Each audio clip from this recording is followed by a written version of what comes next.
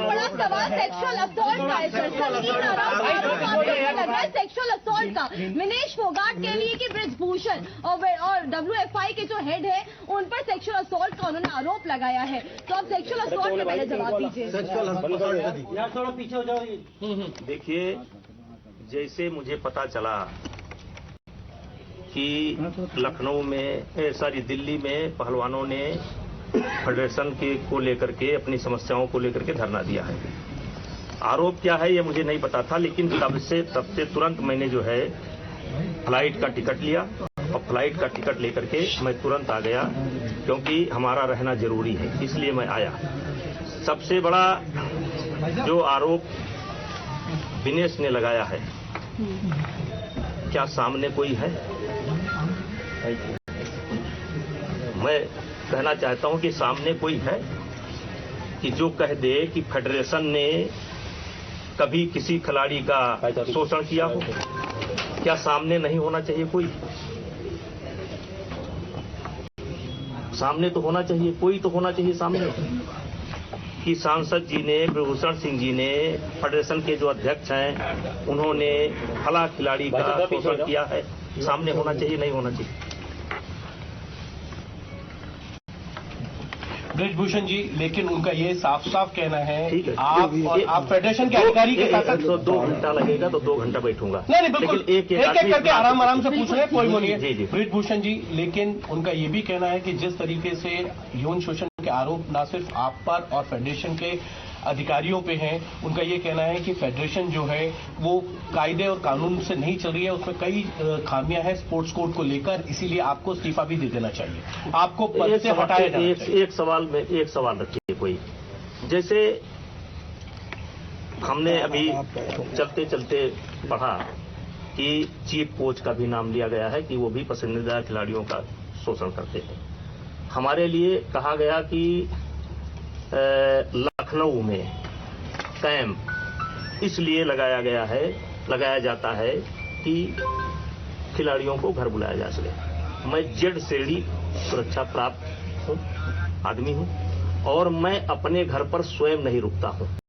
मेरा घर वहां से 120-30 किलोमीटर है, मेरा घर है लखनऊ में, लेकिन मैं यदा कदा साल में 1 बार या 2 बार रुकता हूं। और सबसे बड़ी बात यहां है, अन्यथा मत लीजिएगा, एक शेर बोलना चाहता हूं कि इसीलिए तो डगर डगर बदनाम हो गए मेरे आंसू, इसीलिए तो नगर नगर बदनाम हो गए मेरे आंसू। मैं उनका हो गया कि जिनका कोई पहरेदार नहीं था। मैं कमजोर जो राज्य हैं, जो कमजोर राज्य के खिलाड़ी हैं, मैं ये पूछना चाहता हूं कि ना आप नेशनल लड़ोगे, ना आप ओपन नेशनल लड़ोगे, ना आप ट्रायल दोगे। ट्रायल भी आप चाहते हैं कि सारे खिलाड़ियों का ट्रायल हो जाए, फिर जो खिलाड़ी उसमें जीतता हो उससे आपका अकेले ट्रायल हो जाए।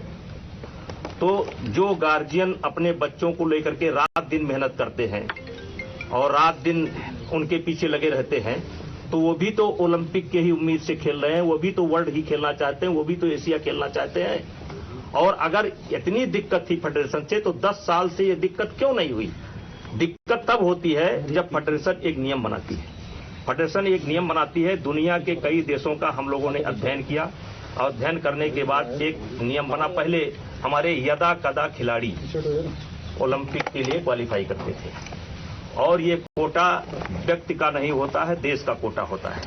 और पहले हमारे यहाँ की पॉलिसी थी कि जो खिलाड़ी सेलेक्ट होकर के आएगा वही खिलाड़ी ओलंपिक में जाएगा। इसी बात को लेकर के नरसिंह यादव और सुशील का एक प्रकरण आया था, लेकिन कोई ऐसा नियम नहीं था कि जिसको हम लोग ट्रायल करवा सकें, और इसलिए सुशील और नरसिंह का ट्रायल नहीं हो पाया, क्योंकि ऐसा नियम नहीं था। इस बार ओलंपिक के बाद हम लोगों ने महसूस किया, दुनिया के कई देशों का हम लोगों ने अध्ययन किया, और अध्ययन करने के बाद ये निकाला कि ओलंपिक में अगर कोई खिलाड़ी कोटा लेकर के आता है, तो पहले जो देश के खिलाड़ी हैं उनके बीच में एक ट्रायल होगा, फिर जो देश को जीतेगा उससे ओलंपिक के जो क्वालिफाई करके आए हैं उनके बीच में एक कुश्ती होगी। अगर ओलंपियन जिसने क्वालिफाई किया है अगर हरा देगा तो उसका कोटा पक्का माना जाएगा। अगर बाई चांस वो खिलाड़ी हार जाए तो उसको 15-20 दिन के बाद एक मौका और मिलेगा। यानी कि नया खिलाड़ी अगर आएगा तो उसको 2 बार जिसने कोटा लिया है उसको हराना पड़ेगा। और जो खिलाड़ी सेलेक्ट होकर के आया है एक कुश्ती केवल जीत लेगा।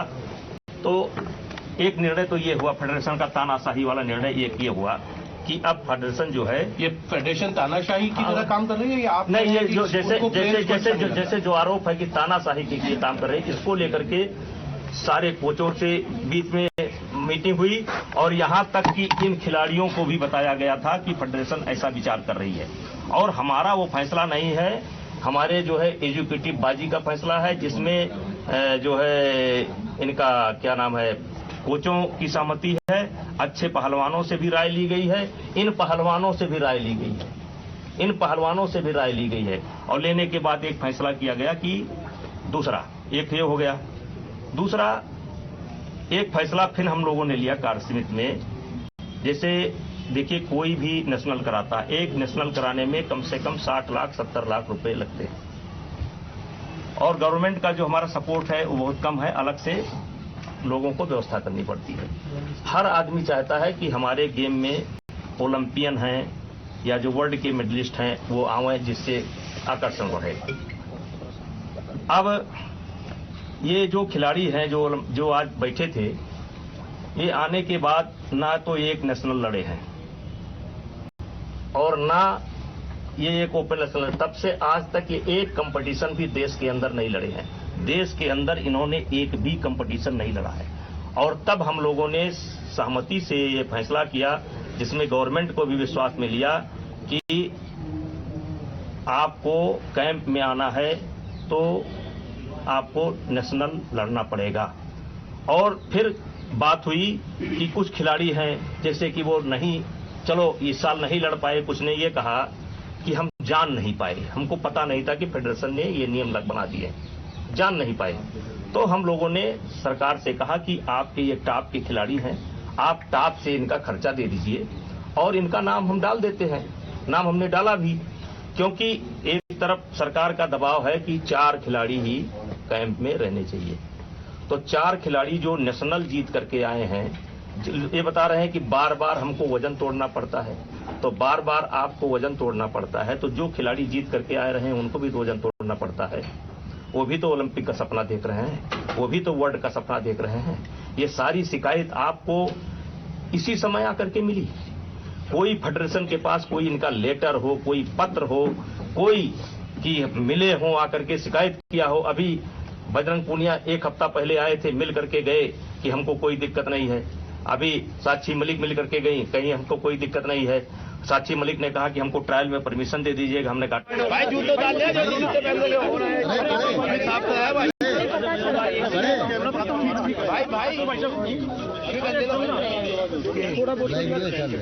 भाई जूते पहन के मतलब अभी साफ करा भाई।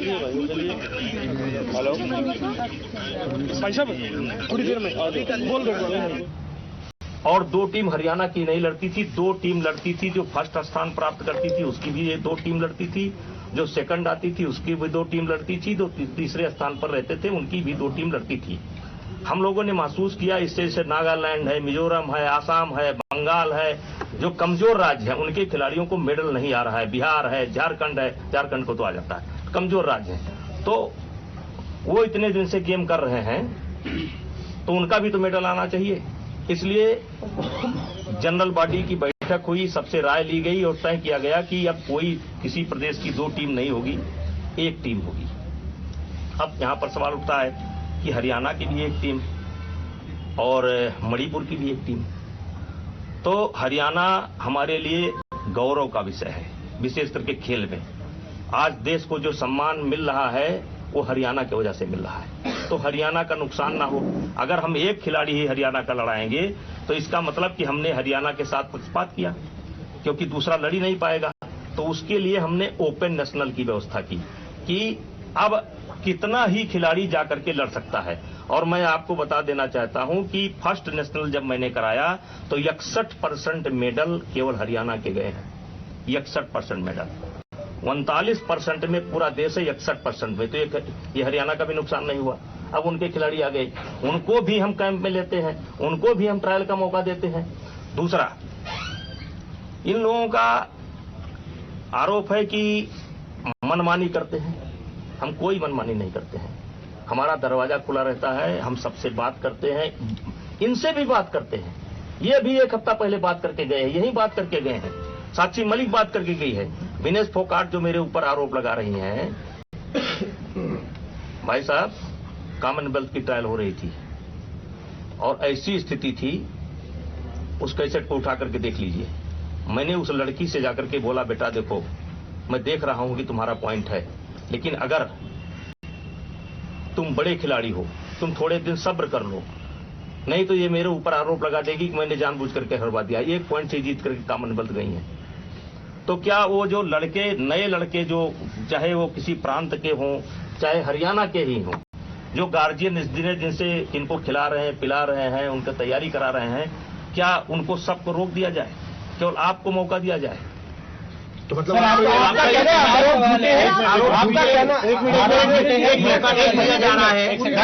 मौका नहीं दिया जा रहा है, इसीलिए झूठे आरोप लगाए गए। उन्होंने ये भी कहा है कि हमारी जान को खतरा है। उन्होंने एक आरोप लगाया है कि फेडरेशन की तरफ से जब वो पीएम मोदी से मिलकर आई थी तो आप नाखुश थे और फेडरेशन के कुछ लोगों ने उनको फोन करके जान से मारने की धमकियां दी। आपका नाम नहीं, हमने पूछा भी, आपने दिया, उन्होंने बोला नहीं, लेकिन फेडरेशन की तरफ से आया है उनके पास। देखिए, फेडरेशन में दो तीन लोग काम करते हैं। एक विनोद तोमर जो भारत सरकार के आदमी है, ठीक है, एक दो उनके सहायक, और मैं आता जाता रहता हूं। तो जिस समय फेडरेशन के लोगों ने या किसी ने उनको धमकी दी तो मुझसे कह सकती थी, खेल मंत्री से कह सकती थी, पीएम मोदी से कह सकती थी, पुलिस को कंप्लेंट कर सकती थी। उस समय कोई वो नहीं किया। और आज जब ये सारी चीजें निकल करके आई हैं, मैं चाहता हूं कि अभी आपका सवाल एक एक करके जो पूछना हो, जो आरोप लगा, एक करके। आपका कहना है सारे आरोप झूठे हैं? सीधा सवाल है, जो ट्रायल्स आप बोल रहे हैं, सिलेक्शन नहीं हो पाया, क्या उसी वजह से ये आरोप लगा रहे हैं सेक्सुअल हरासमेंट का नेशनल कैंप में?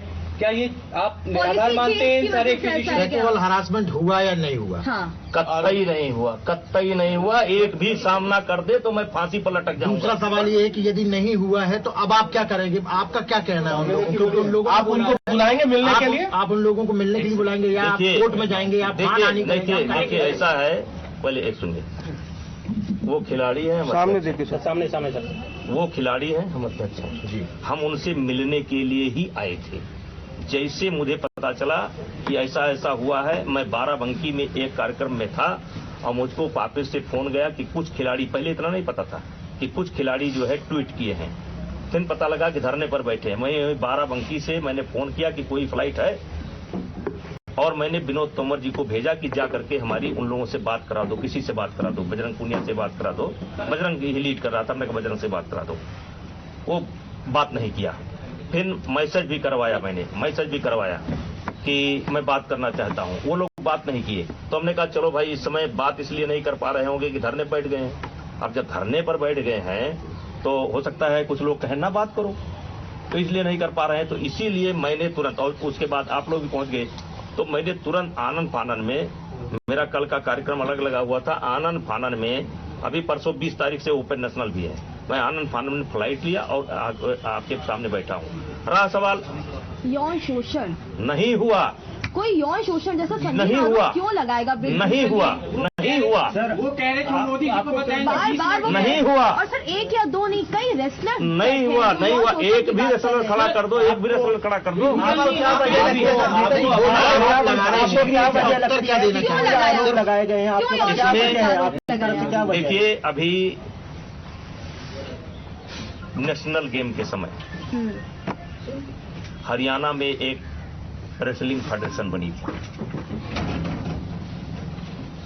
उस रेसलिंग फेडरेशन में हमारे कुछ पुराने खिलाड़ी भी थे। उस रेसलिंग फेडरेशन का एक आदमी आज धरने पर भी बैठा था, जो इसको लीड कर रहा था। नाम बताइए। नाम तो बताया सर, जब आपका नाम सब सामने सामने आया, तीरथ तो राणा। आपकी नाम लीजिए। तीरथ राणा, ठीक है। बैठा था, तीरथ राणा यहाँ पर बैठा था। और ये लोग नेशनल टीम, और वो जो टीम बनी थी वो संदीप सिंह जी के नेतृत्व में बनी थी, और उन्होंने ट्रायल भी कराए थे अपने कि हमारी टीम सेलेक्ट होगी, लेकिन गवर्नमेंट ने WFI की टीम जो थी उसको उन्होंने मान्यता दिया। और इसको लेकर के एक शिकायत मेरी पहले भी की जा चुकी है कि हम रेसलिंग फेडरेशन को, हरियाणा की रेसलिंग फेडरेशन को मान्यता दें। तो हमने कहा कि भाई हरियाणा की रेसलिंग फेडरेशन जो उन्होंने बनाया है और जो वो चाहते हैं कि मेरी टीम सेलेक्ट हो, तो उनको देश की रेसलिंग फेडरेशन बनाना चाहिए, हरियाणा की रेसलिंग फेडरेशन नहीं बनाना चाहिए। हरियाणा की रेसलिंग फेडरेशन नहीं बना, अंतोगत्ता सरकार ने रेसलिंग फेडरेशन जो टीम सेलेक्ट करती है उसको उन्होंने मान्यता दी। एक बड़ा कारण तो ये है, और इसमें किसी बहुत बड़े आदमी का हाथ भी है। आपको लगता है साजिश है? आपको लगता है साजिश है? हाँ, बहुत बड़ी साजिश है। कौन लोग हैं साजिश के पीछे? कोई उद्योगपति है। सर, कौन है वो बड़ा आदमी? कोई उद्योगपति है। आपको लगता है रेसलर झूठ बोल रहे हैं? ये आप रेसलर झूठ बोल रहे हैं? आप कह रहे हैं रेसलर झूठ बोल रहे हैं? सवाल ये है, क्या आपकी जो रेसलिंग फेडरेशन की जो प्रीमियम लीग होती थी, ये उससे जुड़ा हुआ मैटर है? उससे जुड़े हुए देखिए, हाथ तो है। यही खिलाड़ी जो कल तक हमारी तारीफ करते नहीं थकते थे, आप किसी खिलाड़ी से पूछ लो, हरियाणा के गांव में जाकर के पूछ लो, खिलाड़ियों के माता पिता से पूछ लो। मैं माता पिता, उनके बुजुर्ग जो जाते हैं उनको अलग से मैं सम्मान करता था, देश के लोगों को बताता था कि ये देखो दादी माँ आई हैं, ये अपनी बच्ची को लेकर के आई हैं। परसों तक तो जो ये करता था, आवाज इतना बड़ा। कौन है सर, ये तो बता दीजिए ना। कौन हो सकता है? उद्योगपति है कोई सर, उद्योगपति। एक सवाल आपसे मेरे से ये है, एक मिनट, उन्होंने ये भी कहा था कि आप खिलाड़ियों के साथ, कोचेस के साथ बदतमीजी से सलूक करते हैं। आपका एक जो वीडियो वायरल हुआ था उसका उन्होंने संज्ञान दिया। उन्होंने एक और बोला है कि जो रांची में जो इवेंट हुआ था उसमें भी आपने बदतमीजी की थी किसी हरियाणा के, और आपने बदसलूकी की थी, गालियां दी थी। इसमें ऐड करना चाहूंगी, टोक्यो ओलंपिक्स के बाद भी विनेश के साथ आपका जो बर्ताव था वो बहुत ही खराब था। हाँ। आपने उनके ड्रेस को लेकर तक कमेंट किया था, वो क्या मामला था टोक्यो ओलंपिक्स के बाद? टोक्यो ओलंपिक में, अध्यक्ष जी पहले मेरा सवाल का जवाब दे दीजिए। इनका दे दे, आपका तो घर के दे देंगे आप। टोक्यो ओलंपिक में दीपक की कुश्ती चल रही थी, बात यहां से शुरू होती है। और दीपक का जो कोच था वो रसिया का रहने वाला था, और जो रेफरी था वो भी रसिया का रहने वाला था। और रेफरी को ये लगा, दीपक के कोच को ये लगा कि इसने जानबूझ करके दीपक को हरवा दिया है। तो दीपक के कोच ने जा करके उस रेफरी की बैनू के अंदर पिटाई कर दी। जब पिटाई कर दी तो हम लोगों को एक नोटिस आया, वहां की जो अनुशासन समिति है, डिसिप्लिनरी कमेटी, उसने एक नोटिस दिया कि क्यों ना इंडिया को बैन कर दिया जाए। पूरे ओलंपिक में उस समय आईओ के प्रेसिडेंट थे बत्रा जी, परेशान हो गए, सब लोग परेशान हो गए। फिर दूसरे दिन हमारी पेशी हुई। उसमें मैं धन्यवाद करना चाहता हूं कि जो WFI के प्रेसिडेंट हैं उन्होंने, UWW के जो प्रेसिडेंट हैं उन्होंने हमारा फेवर किया। उन्होंने सवाल किया हमसे कि आपके रेफरी ने एक रेफरी को पीटा, तो क्यों ना आपकी टीम को बैन कर दिया जाए। हमने कहा कि वो रेफरी मेरा नहीं था, वो रसिया का है, कोच मेरा नहीं था, रसिया का है, उसको मैंने हायर कर रखा था, और पहलवान के निवेदन पर हमने उसको उसकी कुश्ती पर दे दिया था। तो उन्होंने दूसरा सवाल किया कि आपने उसके खिलाफ क्या कार्रवाई की। हमने कहा उसको सस्पेंड भी कर दिया, टर्मिनेट भी कर दिया, और ये भी कर दिया कि उस रेफरी को हम कभी नहीं बुलाएंगे। और इस पर UWW के प्रेसिडेंट ने हमारा सपोर्ट किया, हमारे खिलाड़ियों का सपोर्ट किया, हमारे देश का सपोर्ट किया। कहा कि इनके खिलाड़ी बड़े अनुशासित हैं, इनके कोच बड़े अनुशासित हैं, ऐसी दिक्कत नहीं आई है, ये उनका नहीं है। फिर दूसरा सवाल तुरंत आ गया कि विनेश फोगाट ओलंपिक की जो ड्रेस है उसको पहन करके नहीं लड़ी, इस पर आपने क्या कार्रवाई किया। और फिर उन्होंने ये भी कहा कि आप पैसे के पीछे भगते हैं, मिस्टर तोमर को बुला लीजिए, पैसे के पीछे भगते हैं, पैसे के लिए आपने कंपनी का कस्टूम पहना, लेकिन अपने खिलाड़ी को आप जो है ओलंपिक का कस्टूम नहीं पहना सके, तो आप उसके खिलाफ क्या कार्रवाई कर रहे हो? हमने कहा आप जो बताइए हम कार्रवाई करते हैं। तो उन्होंने कहा कि हमने कहा कि हमने बोला कि हमने इसको नोटिस दे दिया है और तब जाकर के हमारी जो है टीम बची। और जब हम यहां पर आए थोड़ी गलती मुझसे हो गई, क्योंकि मैं वचन दे चुका था उसको, मैं वचन दे चुका था कि मैं नोटिस दे चुका हूं, और इसलिए मेरी मजबूरी थी कि मैंने नोटिस दिया। मेरी मजबूरी थी क्योंकि मुझे पूरे टीम को बचाना था। 2 मेडल ओलंपिक के आए थे, उसको बचाना था। और विनेश फोगाट से मैं पूछना चाहता हूं कि ओलंपिक का जब एक ड्रेस होता है जो मान्यता प्राप्त होता है, तो क्या मजबूरी थी कि आप एक कंपनी का कस्टूम पहन करके लिए? मिसबिहेव किया था आपने क्या जब वो मिलने आई थी आपसे? हमने उसको इतना सपोर्ट किया है, इतना सपोर्ट किया है कि हारने के बाद भी मैंने उसको सपोर्ट किया है, उससे खोज करके जाकर के मिला। उन्होंने ये कहा है कि वो कॉस्ट्यूम खराब था इसलिए मैं फोर्स थी वो पहनने की, और उन्होंने ये भी कहा कि आपने उनको बोला खोटा सिक्का। हाँ, और बहुत बहस भी हुई। नहीं, कुश्ती हारने के बाद वो मुझसे मिली थी, मैंने उसके सर पर हाथ रखा, चलो बेटा कोई बात नहीं है, परेशान होने की जरूरत नहीं है। बजरंग पूनिया की जब कुश्ती थी तब मैंने बजरंग पूनिया को बकअप किया। मेरा दुर्भाग्य है, सौभाग्य है कि हर खिलाड़ी को मैं पर्सनली मिलकर के बकअप जरूर करता हूं, कुश्ती के पहले भी और कुश्ती के बाद भी। और विनेश फोगाट को मैंने जब कुश्ती हार गई थी तो स्पेशली जाकर के मिला था और उससे मैंने कहा था कि चलो परेशान होने की कोई बात नहीं, नसीब में नहीं। इसी विनेश फोगाट को जब वहाँ उस ओलंपिक में वहाँ जिसमें इसका चोट लगी थी रियो ओलंपिक में, ये रो रही थी और इससे ज्यादा मैं रो रहा था। दुर्भाग्य है मेरा। अब आप उनको मनाने जाएंगे? सुबह से रेसलर्स धरना प्रदर्शन पर बैठे हुए मनाने जाएंगे, आगे उनके पास जाएंगे, क्योंकि बहुत साफ तौर पर अभी भी बोल रहे हैं आपके जितने भी जवाब हैं वो निराधार हैं। वो कह रहे हैं प्रधानमंत्री के पास भी जाएंगे और आपकी बर्खास्तगी जाएंगे। अब आप क्या करेंगे? हम गृहमंत्री जी के पास जाएंगे, हम शिकायत करेंगे। तो अब आपकी तरफ से क्या कुछ होने वाला, अब आप क्या करोगे? देखिए, मैं तो बैठा हूँ यहाँ पर आकर के, अभी आप लोगों का सवाल का जवाब मैं आधा घंटा 1 घंटा जब तक आप लोग बैठे हैं तब तक मैं देता रहूंगा, और मौका देंगे तो पानी पी लूंगा। और हम क्यों माने कि आप सच बोल रहे हैं, वो झूठ बोल रहे हैं? सर उसके बाद जाएंगे आप मिलने के लिए, उनको बुलाएंगे? आप जाएंगे उनके पास या उनको बुलाएंगे? आप बातचीत करने के लिए तैयार हैं? आप क्या चाहते हैं? खिलाड़ी अगर धरना प्रदर्शन कर रहे हैं, आप क्या चाहते हैं? आप बताइए क्या होना चाहिए? आप अध्यक्ष हैं, आप खिलाड़ियों से बात करेंगे? वो मेरे खिलाड़ी है, मैं उनसे बात करूंगा। उनके नेताजी, आपको क्या लगता है कि विनेश ने जो आप पे से संगीन आरोप लगाए हैं, और उन्होंने ये तक कहा कि कई बार ऐसा भी हुआ है कि आपके जैसे सुसाइड थॉट्स भी आए हैं और सुसाइड करने तक की भी नौबत उनकी आ गई कि वो ऐसा वो कह रही है। वो अपने बारे में कह रही है। आपको क्या लगता है? उन्होंने ये भी कहा है कि आज जो धरना में बैठे थे उनमें से एक को भी किसी को कुछ हो जाता है तो अध्यक्ष साहब जिम्मेदार होंगे। उन्होंने साफ भगवान करे उनको कुछ ना हो, उनको क्या है कुछ होगा। आप पद छोड़ेंगे? आप पद छोड़ेंगे अपना? आप अपना पद छोड़ेंगे? आप अपना अध्यक्ष पद छोड़ेंगे? क्यों बताइए? एक फेयर इन्वेस्टिगेशन होगी ना, फेयर जांच होगी। अगर आप अपना पद छोड़ देंगे, अगर जांच होती है तो एक फेयर जांच हो पाएगी। आप क्या चाहते हैं कि अब आप क्या होना चाहिए? एक सवाल का जवाब तो देने दो, पद छोड़ने पर तो बताइए कम से कम। देखिए, जो ये सारे आरोप लगाए गए हैं,